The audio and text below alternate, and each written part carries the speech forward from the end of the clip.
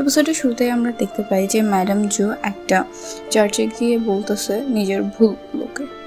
অন্যদিকে দেখা যায় যে আমাদের গোয়ান চলে আসছে দহিকে নিয়ে তার নিজের ফাউন্ডেশনে এসে ওর সাথে কথা বলতে থাকে, কিন্তু ও কিছুটা অন্যমনস্ক ছিল।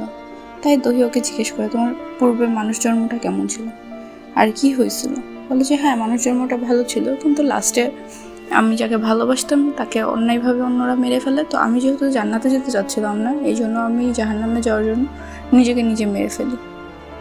আর এটা শুনে ও স্যাড হয়ে যায়। দহি আবার ওকে হাগ করে।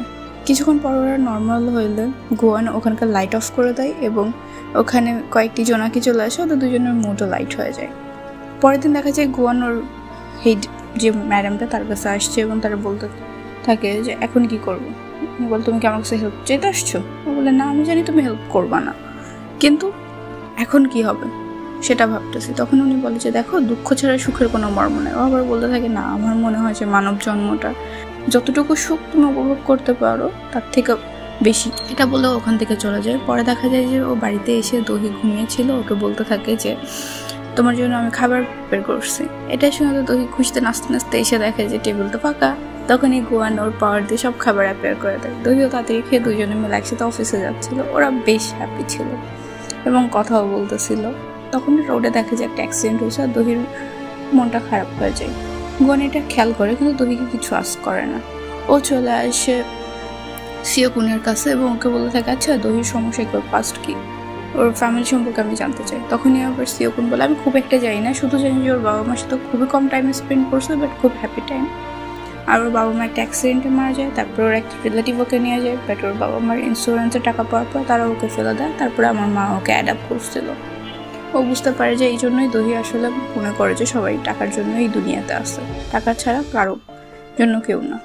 এরপরে দেখা যায় যে কোম্পানিতে ওরা সবাই ডিসকাস করতেছিল যে ওদের নেক্সট প্রমোশন কোথায় করবে। আর তখনই ওরা বুঝতে পারে যে গোয়ানের ফাউন্ডেশনটা ওদের প্রমোশনের জন্য খুবই সুইটেবল একটা জায়গা। ওর ক্রু মেম্বাররা যখন ওকে জিজ্ঞেস করে, দহি বলে হ্যাঁ, এটা একটা ভালো আইডিয়া।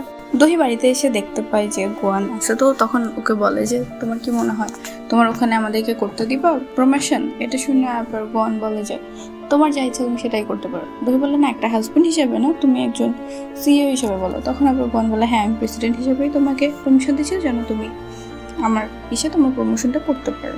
এটা শুনে দহি খুশি হয়ে যায়। অন্যদিকে দেখা যায় যে সিও মেন কোম্পানিতে আসছে এবং বেশ ফ্লুস করতেছে 30% মেম্বারদেরকে, যারা অলরেডি পার্মানেন্ট এমপ্লয় ছিল তাদেরকে সে টেম্পোরারি এমপ্লয়তে পরিণত করতেছে। মিনের এই কাজে কেউ খুব একটা সন্তুষ্ট না হলেও কেউ কিছু বলতে পারে না, কারণ সিওকমিনি তো বর্তমানে চেয়ারম্যান। অন্যদিকে দেখা যায় সিওকমিনের ওয়াইফকে, যে কিনা অনেকগুলো পিল হাতে নিয়ে তার ছেলের কথা চিন্তা করতেছিল আর কিছু একটা ভাবতেছিল, নিজের হাতেও কিছু ক্ষত দেখতেছিল।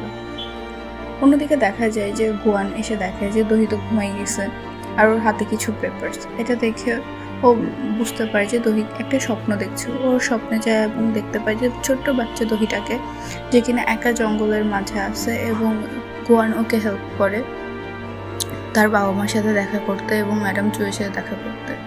এতে করে দহি খুশি হয়ে যায়। পরের দিন যখন ঘুম ভাঙে তখন ওরা দুজনে একসাথে খুব সুন্দরভাবে যায় এবং গোয়ান দহিকে একটা সুন্দর নেকলেসও গিফট করে। দহি এতে খুশি ওকে কিসও করে দেয়। এরপরে আমরা দেখতে পাই যে মিস্টার পার্কার মিস শিন দুজনে মিলে যাচ্ছিল, কিন্তু মিস শিন তো ওর রিলেশনের ব্যাপারে কাউকে জানাইতে নারাজ। সে চায় না যে কেউ এখন জানুক, যেহেতু তার লাস্ট ম্যারেজটা সাকসেসফুল ছিল না। তখন আবার মিস্টার পার্ক বলে কেন, তোমার তো ডিভোর্স হয়ে গেছে, তারপর একটা সাকসেসফুল ম্যারেজ ছিল। তো মিস শিন কোনোভাবেই মানতে চায় না। মিস্টার পার্ক ওর জন্য খাবার নিয়ে আসছিল, কিন্তু ওটা দেওয়ার আগে মিস শিন চলে যায়। এরপরে দেখা যায় যে অফিসে যাওয়ার পর আবার গোয়ানকে যখন শুনতে পাই যে গোয়ান দহির সাথে দেখা করতে যাবে, তখন নিয়ে যেতে বলে, কিন্তু গোয়ান বলে তুমি কি আমাকে নিজের চাকর ভাবছো? এটা শুনে বলে যে ঠিক আছে, আমি নিজেই নিয়ে যাব। আর ও নিজেই নিয়ে যায়। অন্যদিকে দেখা যায় যে গায়নকে গোয়ান বলতে থাকে যে তোমার কালকের পারফরমেন্সটা খুব সুন্দর ছিল, কিন্তু গায়ন বলে এমন কিছু হলো যেটা আমি জানি না, এটা তোমার আগে থেকেই জানি। আর গায়ন ওখান থেকে চলে যায়। এরপর দেখা যায় অফিসের একটা এমপ্লয়ি অনেকগুলো কার্ড উঠাইতেছে এবং গোয়ানকে দিয়ে একটা লাভ কার্ড উঠাই। এটা দেখে গোয়ান খুব খুশি হয়ে যায় যে বাহ, ওর ভাগ্যে লাভ আছে এখন। আর ও দহিকে দেখা যায় যে দহির ফোনে কল আসছে এবং দহি কথা বলতেছে। অন্যদিকে দেখা যায় যে গোয়ানে তখনই হাতে আগুন ধরে যায়, মানে ওকে এখন একটা ডিল করতে হবে। একটা লোকের কাছে আসে যে কিনা ব্যাংক থেকে টাকা উঠাইতে পারতেছিল না, বাট তার অনেক টাকা দরকার। ও তার সামনে ডিলটা বলার সাথে সাথে সে রাজি হয়ে যায় যে 10 বছর পর ওর কাছে যাবো, বাট এখন টাকা পাবো। কিন্তু তখনই দেখা যায় যে ওর গোয়ানের যে গ্যাংটা ছিল ওই গ্যাংয়ের সব গ্যাংস্টাররা চলে আসছে আর বলে যে আরে বস আপনি, বলে যে আমরা তো জানতাম যে আপনার কাছে পাওয়ার আছে, কিন্তু আপনি যে ডেমন এটা জানতাম না, আর আপনি সাথে আমরা নরকে যেতে রেডি, শুধু কখন যেতে হবে এটা বলবেন। গোয়ান তো ওদের প্রতি ফেডা, কিন্তু ওই স্ন্যাক্সগুলো পছন্দ হয়ে দেখে স্ন্যাক্স নিয়ে ওখান থেকে হাঁটা দেয়।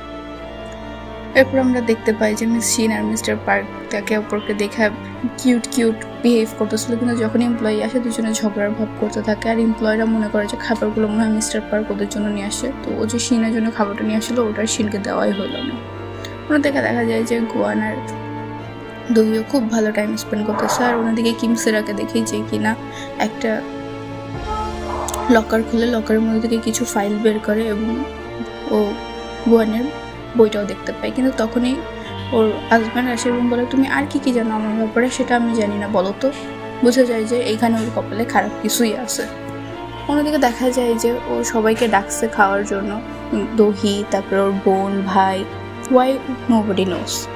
দেখা যায় যে দহি তো রেডি হইতেছে, কিন্তু গন রাজি হইতেছিল না। পরে বলে দহি যখন যে তুমি তো আসো আমার সেফটির জন্য, তখন আবার গন বলে হ্যাঁ তাও ঠিক। ওরা যখন ডিনার করতেছিল তখন প্রথমে তো মিস্টার সিওকমিন খুব ভালো কথা বলে, কিন্তু কিমসেরার হাতে গোয়ান দাগ দেখে ফেলে, কিন্তু কিছু তখন সে বলে না, সে বেশ হাসি খুশি ছিল ওই টাইমে। সিওকমিন বলে আমার পরে আমার এখন এই ফ্যামিলি সামলানোর টাইম, এই সেই বলে তোমাদের সবাই শেয়ার আমাকে দিয়ে দাও। এটা শুনে তো সিওকমিন প্রথমেই না বলে দেয়। দহিও উঠে চলে যেতে থাকলে সিওকমিন জিজ্ঞেস করে বলে যে না আমিও দিব না, আর ও বলতে থাকে যে তোমার ছেলে যেমন দাদিকে খুন করছো, মানে মিস্টার ম্যাডাম জুকে তুমি কি জানতা না, না যাই নাও চুপ ছিল। এগুলো বলাতে সিওকমিনের সাথে ওর ভালো মতো তর্ক হয়ে যায়। আর অন্যদিকে যখন ওর বোনকে জিজ্ঞেস করে সে বলে আমি এই ব্যাপারে চিন্তা করবো, মানে কেউই দিতে রাজি হয় না। আর সিওকমিন বলে তোমাদের প্রতি আমার আর কোনো দয়া থাকলো না, তোমরা এখন নিজেরাই নিজেদের কর্মের জন্য ভুক্ত। অন্যদিকে দেখা যায় যে গোয়ান রাস্তায় যাওয়ার সময় দহির মুখটা লাইট করে ট্রাই করে এবং বেশ ওকে ভালো মুডও ফেরত নিয়ে আসে। অন্যদিকে দেখা যায় যে সিওকমিনের ইলেকট্রনিক্স ডিপার্টমেন্টের রেট পালা দিছে এবং ওখান থেকে পদচ্যুত করা হয়। সিওকমিনই এইসব করছিল এবং সিওকমিন বলে যে তুমি যে শেয়ার দাও না, এই জন্য আমি এই কাজটা করছি। অন্যদিকে দেখা যায় যে দহি সিওকমিনের সাথে দেখা করতে আসছে যে তুমি তোমার আসল রং দেখাই দিছো। আর ওর কথা তো একটা সময় পরে দহি বুঝতে পারে যে আসলে কিলারটা ওর ছেলে ছিল না, কিলারটা ওই ছিল। ও যখন ওকে বলে তখন ও স্বীকার করে নেয় এবং বলে হ্যাঁ আমি, কারণ আমার মা সবসময় আমাকে জন্ম দিয়ে রিগ্রেট ফিল করছে, তো তাকে মেরে আমার কোনো রিগ্রেট নেই। এটা শুনে দহি বলে বলে আর তোমার তো খুশি হওয়া উচিত যে তোমার হয়ে আমি রিভেঞ্জটা নিয়ে নিয়েছি। দহি বলে এর মানে কি, বলে যে হ্যাঁ আমার মাই তোমার বাবা মাকে মারছিল। দহি তো বিশ্বাস করতে চায় না। তখন ওকে ওর বাবা মার আর ম্যাডাম জুয়ের কনভারসেশনে একটা ক্লিপ শোনে, যেখানে বলতেছিল যে ম্যাডাম জু কোনো একটা কারণে ফেসে যাওয়ার ভয়তে ওর বাবা মাকে ফাঁসাই দিচ্ছিল, আর এটার জন্য ওর বাবা মা অনেক বেশি আপসেট ছিল, আর ওই দিন ড্রাইভ করে যাওয়ার সময় অ্যাক্সিডেন্টটা হয়। এটা শুনে তো দহির পায়ের নিচে থেকে মাটি সরে যায়, কিন্তু দহি এগুলো বিশ্বাস করতে চায় না এবং সিওকমিনের সাথে ঝগড়া করতে থাকে এবং সিওকমিন ওর গলা চেপে ধরে এবং ওকে মেরে ফেলতে চায়। ওনাদেরকে দেখা যায় যে গোয়ান চলে আসছে কিমসেরার কাছে এবং বলতে থাকে যে দেখো তুমি কি এরকম একটা বই দেখছো, এটা আমার হয়তো তোমার ছেলের কাছে আছে, তোমার বাড়িতেই কোথাও। কিমসেরা মিথ্যা কথা বলে যে না আমি দেখি নাই, কিন্তু তো দেখছে। আবার ওর দাগ দেখা বলো তোমার এগুলো কীভাবে পেয়েছো, বলে কুকিংয়ের জন্য হয়েছে। এটা শুনে গোয়ান বলে যদি তুমি এই নরক থেকে বাঁচতে চাও তাহলে ওই বইটাকে টিকিট করে আমার কাছে চলে আসে, বলেও চলে যেতে থাকে। তখনই দেখা যায় যে কিমসেরা পেছন থেকে ওর কাছে দৌড়ে আসছে এবং কিছু বলতে চাচ্ছে। ওনাদিকে দেখতে পাই যে সিওকমিন তো আমাদের দহিকে মারার জন্য গলা টিপে রাখছে। এখানেই শেষ হয়ে যায় এই লোমহর্ষক এপিসোডটি। Thank you for watching. Do like, subscribe and comment to my channel. Ta-da!